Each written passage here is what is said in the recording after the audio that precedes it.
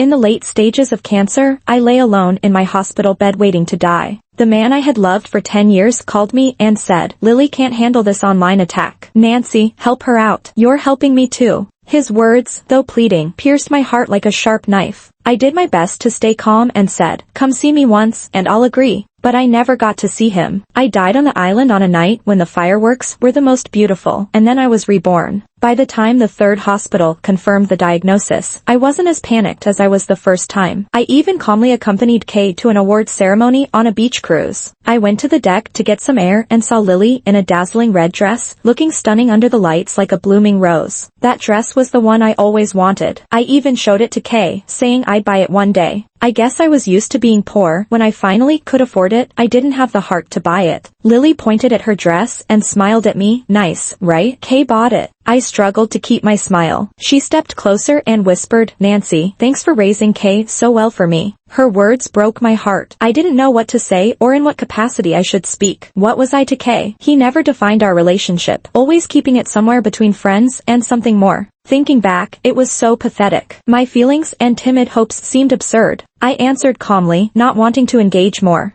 The deck was chilly, and I felt unwell. I wanted to go inside to warm up. Nancy, always so generous. Lily didn't give me a chance to leave. She walked toward me, the deck a little slippery. She slipped and fell, half her body dangling over the rail. Instinctively, I reached to pull her up. She stayed calm and said, "Nancy, let's see who Kay cares about more. The loser has to leave." I quickly realized her game, but it was too late. She pulled me down with her. The autumn sea was icy cold, and I struggled to stay afloat. Water filled my lungs as I desperately tried to keep from drowning in the freezing waves. Kay soon rushed over. He was a good swimmer. We had even trained together in Australia for a diving film, though my fear of water meant I only went in once and nearly choked to death. He once told me, "Nancy, as long as one of us can swim, you'll be safe with me." But now, I watched as he jumped in without hesitation, swimming straight to Lily without a glance at me. My heart sank. I knew he liked her, but after 7 years, did I mean nothing? As I was losing strength, a hand pulled me up. It was our company's CEO, Mike. He draped a jacket over me and said, "Nancy, you've been too good to someone ungrateful." I stayed silent, rushing to the changing room. I knew he was warning me, but my lungs felt like they were about to burst. In a quiet corner, I coughed so hard, blood appeared in my hand. I didn't have much time left, and the fall into the sea didn't help. I found a place in a nursing home. I didn't have anyone to call. My dad passed early, and my mom remarried Lily's dad. They were a family of 3, and I was the outsider. Every visit home was awkward, and my mom once asked, "Don't you have work to do? No need to exhaust yourself coming back." I learned to read the room. I hardly visited after that. There's nothing holding me back now, but I do regret my foolishness, ending up dependent on someone. I passed on Kay's work to others. He didn't even call. Until the day before New Year's, when gossip about him and Lily was everywhere. Kay stepped up on Facebook to say Lily's a great actress and shouldn't be harmed. He added that if anyone must target her, they could stop being his fans. Readings from his post blurred my eyes with tears. So this was love. He never loved me, and I lived in a delusion, foolishly imagining things. I recalled the time I was harassed online. It started when I appeared with him on a variety show to promote his movie. I couldn't hide my feelings. Guess love is hard to conceal.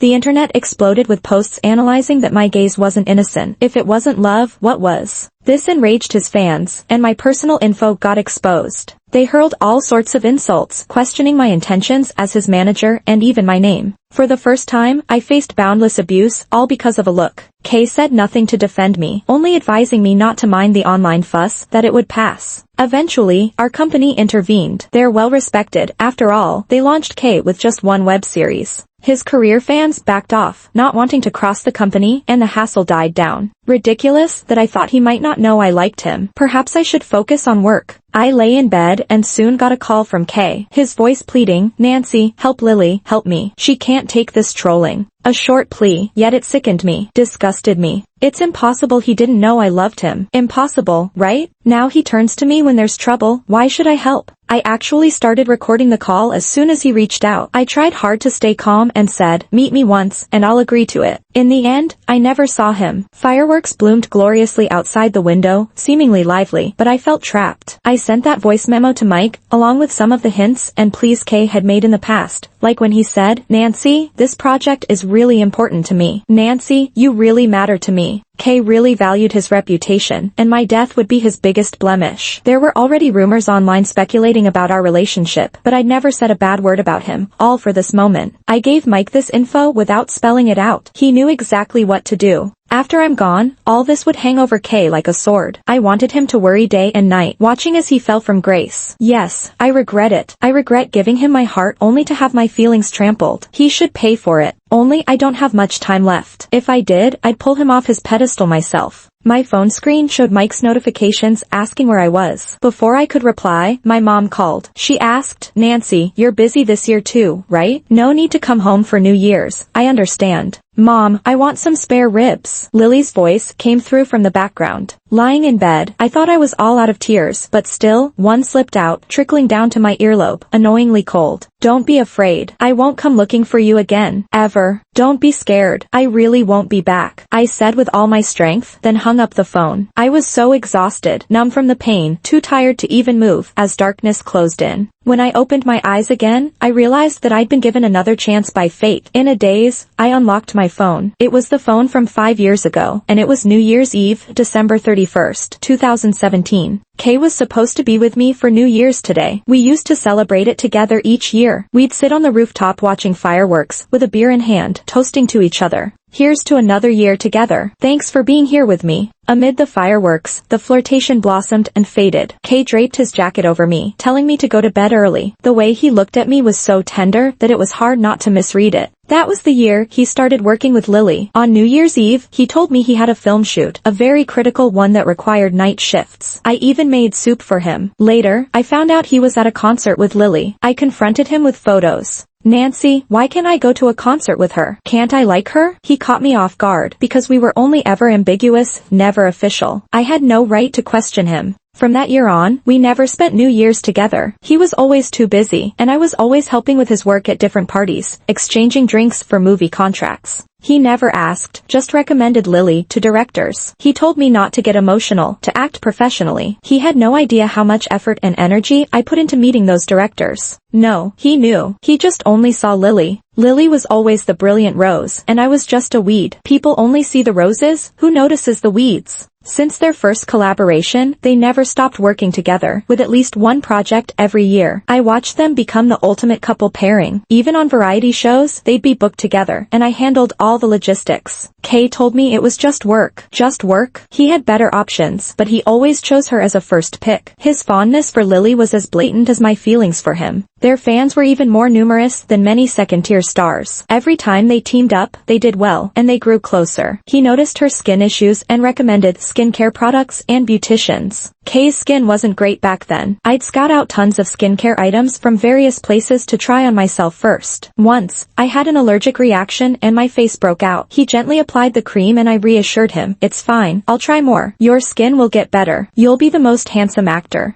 His skin improved, so much that word spread among makeup artists about how he only needed his eyebrows done. He scored a ton of endorsements. Once, he gifted me a custom set of skincare products for women. I was thrilled for days. He would check in on how I was liking them. I was too oblivious to see it as anything but caring, until I saw the same set on Lily's vanity. So, I was his guinea pig all along? Kay used to say I was too tense, too driven by ambition, but who showed envy for other actors' opportunities, sighed about his slow rise to fame. He was great at playing both sides. He disliked people like me, as his friend once said. My eyes were too ambitious, too goal-oriented. Not like Lily, innocent and effortless in her success. Like when I studied tirelessly, breaking out in acne, while she just needed to look cute, pay for a private college, and smoothly enter the entertainment world. But he had no idea how much someone has to give for her easy ride. Lily entered the entertainment industry a year after Kay, just as I was starting to gain a foothold. Every time there's a tiny bit of negative news about Lily online, my mom calls to yell at me. She says if anything happens to Lily, how would she face Lily's dad? She goes on about how without Lily's dad, I wouldn't be where I am today. So, there I was, foolishly fixing every problem, thinking I owed them. But later, I found out I didn't owe them anything. My tuition and living expenses were covered by insurance my dad left. He had a critical illness policy worth $400,000 that paid out upon diagnosis. He opted to endure pain to ensure I was taken care of. I discovered this truth by accident in a previous life when I went back to his hometown and overheard a conversation. It's ironic how my mom used this to manipulate me over the years, claiming she supported me financially, but it was really my dad, sacrificing his life for my upbringing. I look around the upscale downtown apartment I woke up in. It's a joke. What's my relationship with him now? I moved in to help out, making sure he had meals tailored to him that wouldn't make him gain weight. I would pre-select 3 to 5 outfits for his daily outings. I knew him better than he knew himself. He was comfortable with my dedication. Even a nanny gets paid, yet he contributed nothing. My salary came from the company. So, while he was out, I quickly packed up and left. Checking my bank account balance, I figured I was okay. Kay had just become a hit, so as his manager, I got a decent cut. Besides, I don't spend much. I treated myself to a full spa day and allowed myself to finally sleep peacefully, no longer afraid of missing some crisis in the middle of the night. Waking up around 9 a.m., I saw my phone flooded with missed calls and Instagram messages. Most were from Kay, asking where I was and why he couldn't find me. I texted back, at my own place. I'm just your manager, remember? Then shut my phone off. Now it's time to take care of myself. I even booked a full medical checkup. Thankfully, nothing seems wrong, probably because I woke up earlier this time around. I realized the importance of self-care. Illness is painful, and nothing matters more than my own well-being. Once my health was confirmed, I met with Mike to hand over Kay's management. He was surprised but signed off swiftly, saying, "Nancy, no takebacks. But don't worry, we'll compensate you." By afternoon, a new artist approached me, Nina, one of the company's top talents. I was floored by this stroke of luck. Had I known earlier, I would have ditched Kay sooner. Besides Nina, there's a rising star, Judy, all under my management now.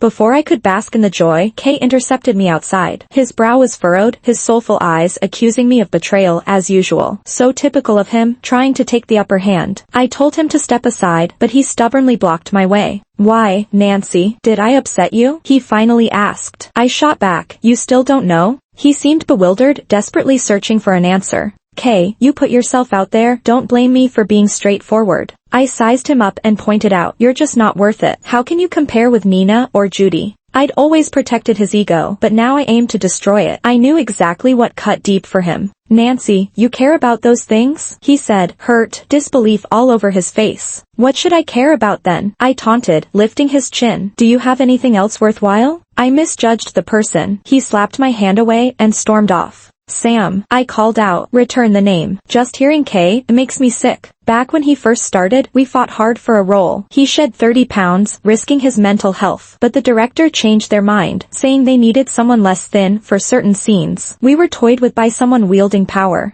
Sam endured in silence and was eventually rejected again. He shut himself in his room for a week. I exhausted every method to console him, with no results. I learned many stars change names for luck, often by an expert in X city. I camped outside his place for 3 days without meeting him. Sam dragged me back angrily, telling me not to be superstitious. But at night, he drank alone on the rooftop. When I found him, he told me it might be time to give up. I held his hand firmly. "No wasted time. You will shine. You will make it big." Under a sky full of stars, he seemed so defeated. I promised, "If luck doesn't find you, I'll bring it to you." I'm a pretty lucky person myself. "How about I give you a stage name? How about Kay?" I explained a bunch, and he laughed, saying I was too superstitious. But the next day, he went to the company and applied to use that name. Since then, he's been on the rise, blowing up like crazy. Along with that came fans who kept attacking me online. They said I was a heartless capitalist, just exploiting their idol, making him take on so much work. Dad, if you're watching me from heaven, please rest easy and live your new life. Sorry for worrying you. I'll live well and take care of myself. Sam didn't hold out for 3 days before he came looking for me again. He called me, stubbornly asking why. He said he could become a best actor. Hilarious. What does his becoming best actor have to do with me? But then I remembered he had a project, the final work of an art film director, and they hadn't cast the leading actress. In my previous life, he secretly recommended Lily, boosting her from a second-tier star to best actress. It was a big step for her career. Thinking about this, I mused, who wouldn't want to manage Nina? Besides her, I've only got Judy, and the competition among popular stars is fierce, I said, sighing. After hanging up, I continued my therapy. Health is the cornerstone of everything.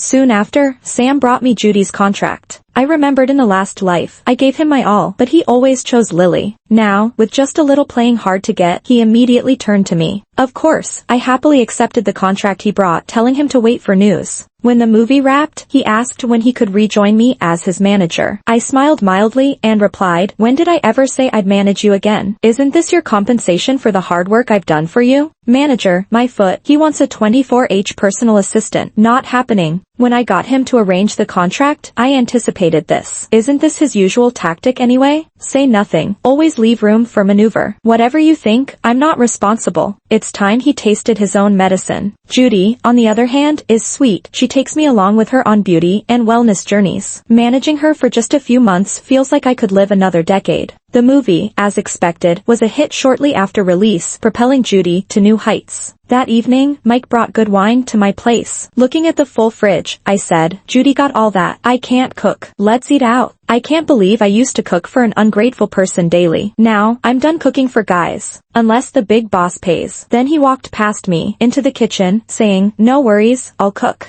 One sentence made my heart flutter. Honestly, Mike's always intimidated me a bit because since I met him, he seemed so cunning and shrewd. Almost every best actor and actress is in our company, yet people are still intimidated by him. But really, what could he want from a broke person like me? He's not getting any money from me. I guess he noticed me catapulting Judy and bringing another best actress to the company and saw my capability. Mike can easily switch between strategies. To win me over, he's willing to get personally involved. Clearly, Sam was holding me back. After kicking him out, my career took off, and even the boss is noticing me differently. And Mike, wow, he can cook like a pro. I was surprised that he remembered what I don't eat. Standing there, I couldn't help think if I had underestimated myself in the past. Why else would the boss put in so much effort to keep me? At the table, he was giving me food and asked what reward I wanted. Honestly, I couldn't think of anything right away. But it's an opportunity. Miss it, and it's gone. Rewards? Money is always good, but what's boss's limit? Anything I want? I looked at him with stars in my eyes. He seemed a bit awkward. Maybe it was the wine. His face looked a bit red. Under the light, I saw his fair skin paired with those deep features. Weirdly enchanting. I swallowed hard, charmed by looks. That's dangerous. Before I got too swept up by his charm, I quickly said, boss, you know, what else could I lack besides money? I looked at him, pretending to be pitiful. Just when I was setting the mood, the doorbell rang. Opening it, I saw Sam's face that seemed less handsome, proof enough that I nurtured that beauty with my heart and soul. Glancing at the mirror beside me, I saw my reflection. So this is what happens when you invest time in yourself. How am I so good looking? I couldn't believe how I looked. Worrying over an ungrateful guy aged me 10 years. What a fool I was. Sam's eyes were red, looking forlorn, and he held out his Best Actor trophy, saying, Nancy, take the trophy, all for you. Come back to me? I was thinking about what to say to mock him when Mike walked over. Standing behind me, silent but overwhelming, he gave me an indescribable confidence. Sam's face twisted as he said, so, Nancy, you're leaving me for him? He said it with a smile, pretending he was deeply in love.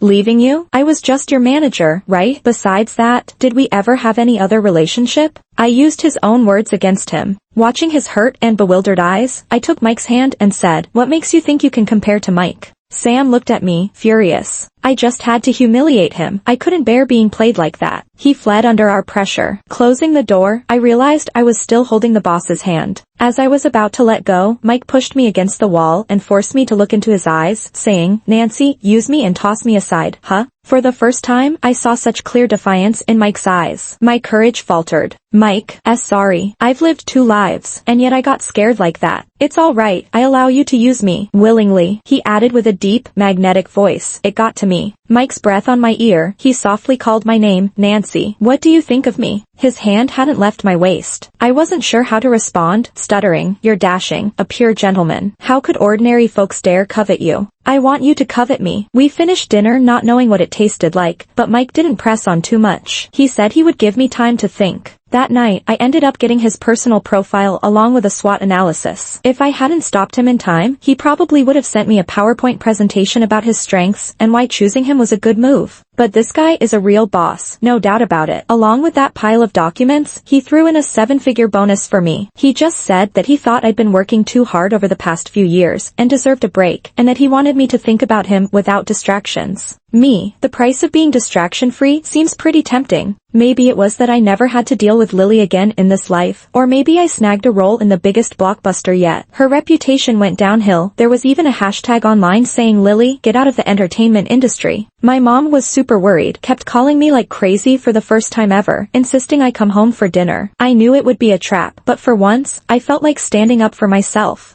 The table was full of food, and my mom was still hustling in the kitchen. She had mangoes ready for both me and Lily. "Lily, you love mangoes the most, right?" My mom looked at Lily with that loving gaze. "Nancy, you have some too." She awkwardly glanced at me, but I didn't touch it. "I'm allergic to mangoes." I told her multiple times, but she never remembered. She'd always give me Lily's leftover mangoes. If I didn't eat them, she'd yell at me, yank my ear, slap my face, and ask what right I had to be picky in this house. She'd force open my mouth, shoving the mangoes in, and at night I'd break out in rashes, swollen and itchy. No matter how much I scratched, I couldn't stop itching. So whenever Lily ate mangoes, I'd avoid home using any excuse. The last dish my mom brought out was oil-braised prawns. It made me sad for a moment because I'm allergic to shrimp too, but I was used to it by now. She first served several prawns to Lily, saying, "I went to the biggest fresh market this morning just to pick these out because I know you love them." "Thanks, Mom," Lily replied with a smile. I looked at them like a stranger watching a sweet mother-daughter moment. Eventually, my mom seemed to recall my existence and placed a prawn in my bowl too.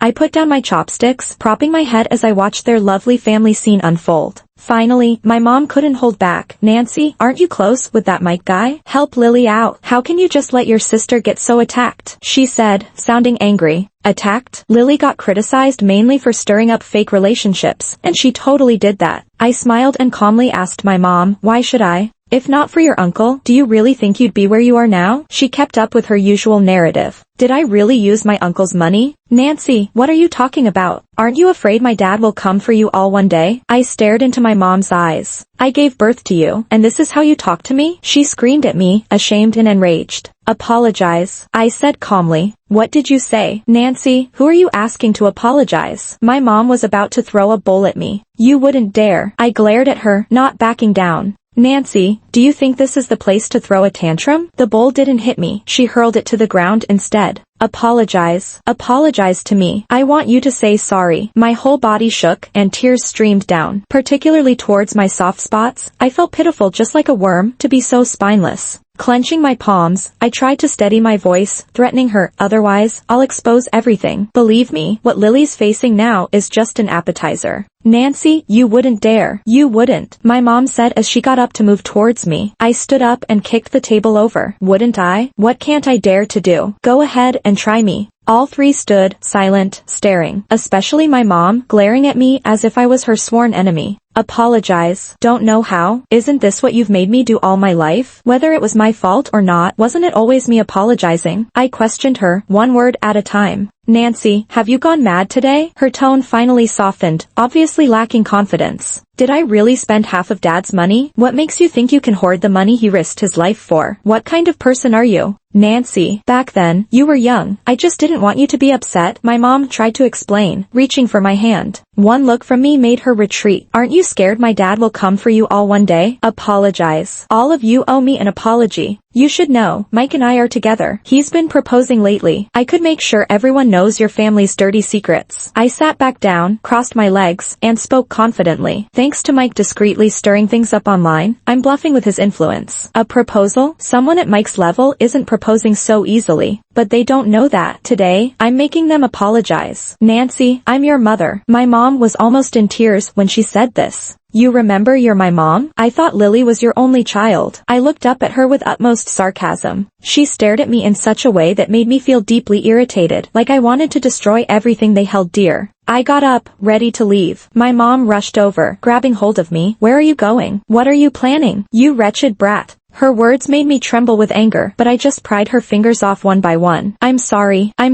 It's me who owes you. Don't go after Lily. It's all my fault." "Nancy, She finally caved, but I didn't feel the joy I expected. It's like my happiness was long stolen and destroyed. I feel like I'll never be happy again. She apologized to me for Lily. Did you know I never begged you to bring me into this world? If you didn't love me, why did you bring me into this life? Why do you treat me like this? Do you have any conscience? I couldn't contain myself, asking her over and over until she kept backing away. But I knew she didn't care about any of that. If I could choose, I'd rather never have been born into this world, or as your child. Finishing all that, I left that battleground. I probably won't ever come back again. After leaving the house, I wiped my tears away furiously, constantly reminding myself not to cry. Having gained so much for nothing, I couldn't squander it. Mike called me and asked where I was. For a moment, I really wanted to see him. When he asked what I was doing, I avoided the question and just said, "I want your ribs." My voice was a bit choked. He tenderly reassured me, "Sure. Where are you? I'll pick you up and take you home for dinner." The more gentle he was, the more I wanted to cry. I sobbed as I gave him my location. Sitting on the curb with my head in my hands, I suddenly saw a pair of feet appear in front of me. I thought it was Mike, but when I looked up, it was Sam. "Nancy, don't cry. I'm here," he said, pretending to be serious. I stood up, wiped my tears, and snapped. "What? You see me like this and think I'm as cheap as before? Just a bit of kindness from you, and I'll come running? Did you enjoy watching me make a fool of myself before? Easier and cheaper than having a pet dog, huh?" "Nancy, no, it's not like that," he stammered, reaching out to hug me. I dodged swiftly. "If it's not like that, then what is it? You think so highly of yourself, huh? You look down on me, think I'm cheap, yet you use me. You're not even as good as..." "Nancy, what are you saying?" He grabbed my arm, looking anguished.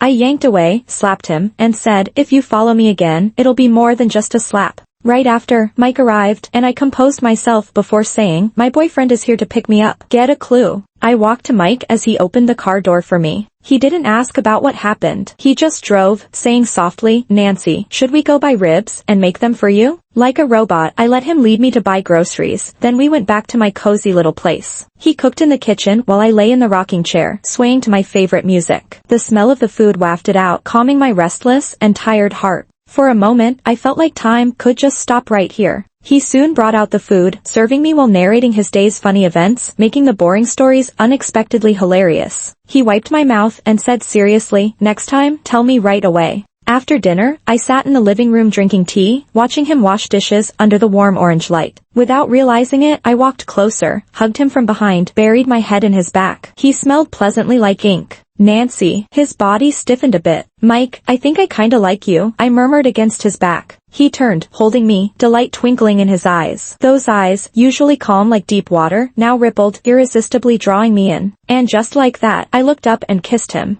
It's embarrassing to admit, but this was the first time I tasted a man, even after living 2 lives. I kissed him cluelessly, biting his lip in the process. He didn't get mad. Instead, he took charge, leaving me defenseless. I suddenly wondered why Mike never had a girlfriend all these years, with rumors saying he was either frigid or into men. But tonight, I learned how unreliable gossip can be. When I woke up, he had already made breakfast. What kind of CEO is this? Impressive in every room. What did I do to deserve this? I rushed to wash up, but felt something against my face. It couldn't be. My skin's well cared for. My hands shouldn't be rough. Then I noticed a huge diamond ring on my ring finger, nearly blinding me. Oh my gosh. How much is this worth? But why on my ring finger? I must be overthinking. Someone like Mike wouldn't be dumb enough to get married. I took off the ring, held it up to Mike, and said, "Thanks." Calling him boss felt awkward. So I awkwardly said, "Thanks, Mike." First thing in the morning, as goosebumps rose. "Nancy, you agreed." He ran over, joyful, and spun me around. I'm not as young anymore. Almost got dizzy. Agreed to what? I got a bit nervous. "Marry me," he said. No. "Let's eat. The porridge is getting cold," he interrupted, pulling me to the table. "Help." He seems scared I'll change my mind. He's more into this than I am. Though I've never tried marriage. I sneaked a look at Mike. Actually, he's pretty great. Marrying him doesn't seem like a loss. If it doesn't work out, I can always relax later on. No loss here. That night, exhausted, I sprawled on the bed. Mike finally left. I couldn't even lift my arm. The worst part was him saying he'd come over tomorrow to take care of me again, more tiring than a marathon. Just about to drift off, Judy called. Said Sam had a car accident. Karma, finally. But there's more, Judy said cautiously. "Sis, you should check online." I logged onto Facebook, almost losing it. He's like a curse. He gets into an accident, and his toxic fans attack me online. The slap I gave him was caught on camera. His extreme fans cluttered my private account, calling me all sorts of names, saying I was gold digging and dumped their brother. Before I had a chance to react, Mike already responded on Facebook. He harassed my wife. If I'd been there, he wouldn't just be in the hospital. I still haven't tied the knot, though. Twitter exploded. Mike and Nancy's marriage first in trending. Second is Mike's threat about hospitalizing Sam. Third, Sam's hospitalization. Comments filled with Mike's main account arguing with haters. I quickly posted a response. I'm just Sam's agent. Wasn't I right to hit him for stalking? Humph, I won't let him save face. He's done nothing but cause trouble in both lives. But I underestimated his fans' vigor. Sam called right after waking up, asking me to the hospital for a checkup. Maybe his brain was rattled. I ignored him, spending my days with Mike instead. Mike makes healthy meals for me every day, and we work out together a lot. I feel way healthier, like I could knock out Sam with one punch now. It took me a while to realize Mike and I went to the same high school. He told me I was too focused on Sam to notice him back then. In my defense, I was dealing with Lily and her gang harassing me. I couldn't see anyone else. Sam saved the day by saying he'd have my back, and things got better for me. I wanted to explain this to Mike, but suddenly, two girls rushed at me and one had a fruit knife. Mike stepped in front of me just in time, and we both fell. He held me tight, shielding me from harm. I was terrified, covered in his blood. At the hospital, I sat outside the surgery room, feeling like my world was falling apart. Doctors said he hit his head when he fell and asked me to sign consent for surgery. They wanted to know who I was to him. I frantically claimed to be his wife, remembering how he'd been hinting about getting a marriage certificate. I was scared then, so I hesitated. Now, I couldn't even sign for his surgery. Mike's brother ended up signing. Mike didn't wake up after the operation. I talked to him every day. You said you'd marry me. Please wake up. The doctors said if he didn't wake up in 3 days, it would be very dangerous. Mike's brother mentioned a will, and I was the main heir. I didn't want to hear it. I kept begging Mike, I don't want the money. Just wake up. I told him how much I liked him, way more than I ever admitted. I didn't know what to do if he stopped liking me, but none of that mattered now. Knowing he liked me made me so happy. Sam barged in, and I was filled with rage seeing him. I regretted not dealing with him sooner. Nancy, I'm sorry. He started, but I'd had enough and stabbed him with the fruit knife. Why wasn't it you who got hurt? What do you want from me? Let me make it up to you, Nancy. I deserve it, Sam said, pulling me towards the stairs. As I turned away, he fell down the stairs. He survived even after being stabbed, standing up. I watched coldly as he cried, claiming he remembered everything and apologized. I couldn't care less. I turned and left. The next day, Mike still hadn't woken up. I sat by him, almost out of tears, feeling lost. Lily showed up, taunting me about losing my protector. She mentioned how Mike defended me even in high school. Enraged, I hit her. You don't get to talk about him. Shocked, she ran out. I never knew Mike had protected me all along. Did you hear that, Mike? You have to wake up. They'll bully me without you. I pleaded desperately. His hand suddenly grasped mine, and he whispered, who dares to bully you? Epilogue. Sam first heard about Nancy's death when his company was dropping him. Though he was famous, he knew why he rose to fame in the first place. The entertainment industry's quick turnover made him anxious. He tried contacting Nancy, the person he avoided before, because he couldn't forget her disappointed gaze. He reasoned that it wouldn't matter if she criticized him, as they weren't exactly a couple. But it didn't stop his panic. Gathering courage, he called Nancy, only for Mike to answer, saying, she's dead, before hanging up. Sam kept trying to reach him, but Mike was unreachable. After a month of waiting outside Mike's house, Sam finally confronted him, begging for any news of Nancy. Desperate, Sam offered a 20-year contract just for information. Mike brushed him off, reminding him of Nancy's impact on his career. Talking wasn't Mike's thing, but he couldn't forget finding Nancy lifeless in a hospital bed.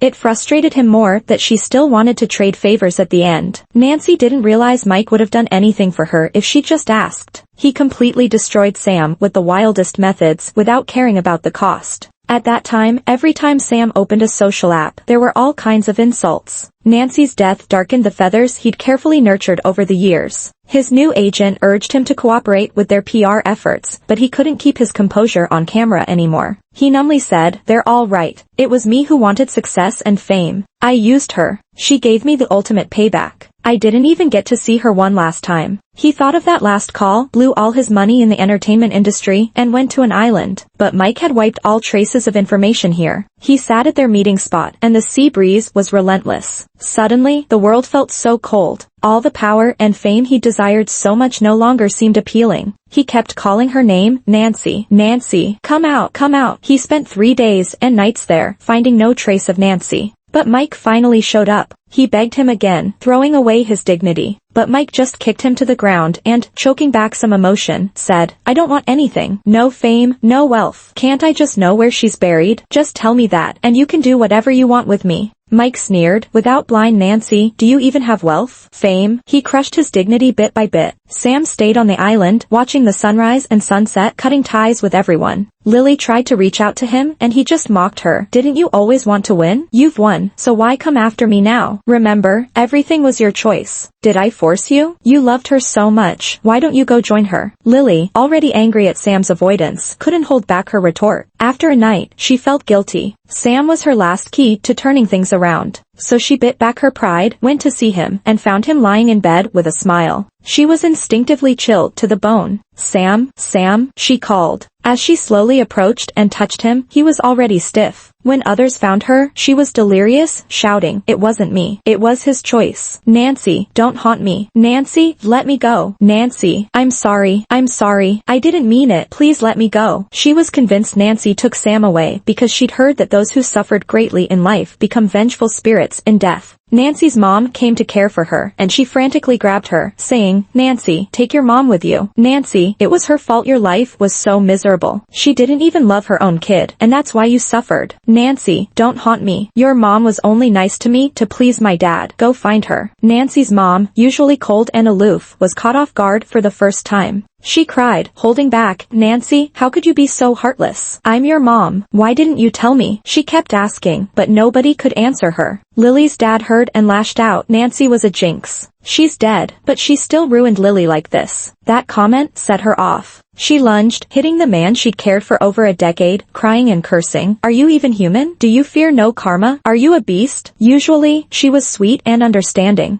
Suddenly she snapped, and the man shoved her. The force threw her against a cabinet, breaking her head open. Seeing his look of disgust, she wailed, "Nancy, do you see it? My karma came. Are you satisfied now? Nancy, find a better life next time. I promise I won't bother you again." That night, she managed to get Lily to sleep. The living room was eerily silent. She saw the plate of mangoes and remembered the small Nancy who'd come to live with them. Lily's dad often argued with her over Nancy. The only will left by Nancy's dad was for her, making her wonder why she even gave birth to her. Besides pain, what else did she bring? So she forced her to eat the leftover mangoes. Later, fearing something might happen, she put allergy meds in the water. She knew exactly what she was doing but couldn't stop herself. She loathed herself, but the more she did, the more she wanted Nancy to suffer more than her. It was her only reprieve. Nancy eventually drifted away, treating her worse than a stranger. She even feared her. But the more she did, the angrier she got. She kept provoking her, wanting Nancy to beg and plead so she might stop. But she couldn't control herself. Seeing Nancy swelled her urge to harm.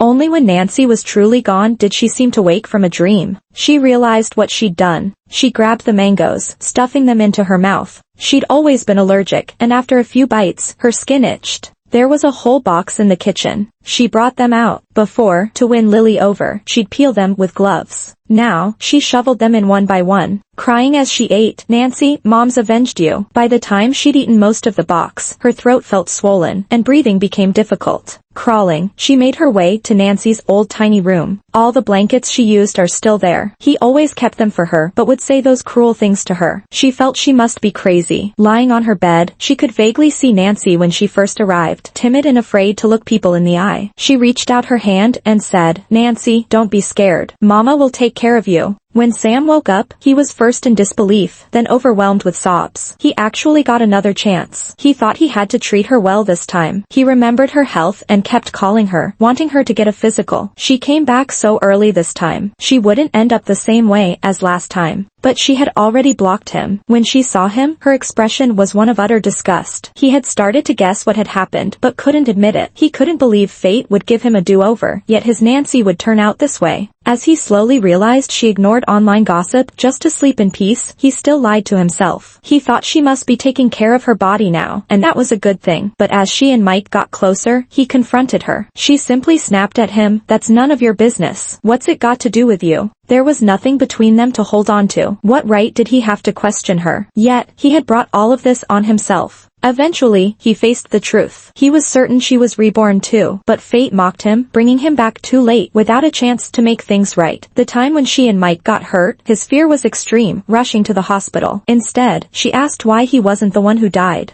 He never knew someone could feel heartache like that. The words he had turned over and over in his mind died in his throat. He had indeed done those things. No excuses or justifications could clear his name. He watched her stab herself without flinching. There wasn't any heartache. He couldn't fool himself anymore. She truly loved Mike. He dragged her to watch as he was punished, but she didn't even give him an expression. Holding on to one last hope, he cried out, "Nancy, I remember everything now. Nancy, you used to like me. You did like me." All she answered with was her cold look. "What does you remembering have to do with me?" A person can love so recklessly, blindly diving into danger, not caring about the cost. But when she stopped loving, she could be so cold and heartless. Sam didn't know what to do. Life is not a script, and maybe there's no happy ending for them. Later on, he apologized to her online, listing all the wrongs he did to her. Laughably, fans praised him for being devoted. He wished it were true, instead of once being all about chasing fame and fortune. He and she never crossed paths again. When she got married, he didn't even have the right to attend. Watching her radiant smile in a wedding dress online, he went insane with jealousy. He had had the chance to win that. He had given his Lily to another himself. He had little worth living for, but then he remembered how she once said she liked how he shined. So he threw himself into work, taking on any challenging role. He drank himself into the hospital just to land good contracts. He finally won all the unreachable awards, but standing on stage, he felt hopelessly alone. The girl whose eyes used to light up for him was gone. Along with fame came illness. Before 40, he was diagnosed with late-stage stomach cancer. Eating became difficult, mostly surviving on liquids. He wrote a will to leave everything to her, but she refused it. In his last days, he borrowed a nurse's phone to plead with her, "Nancy, can you see me one last time?" No was her immediate answer before hanging up. He waited on his deathbed, never getting to see her.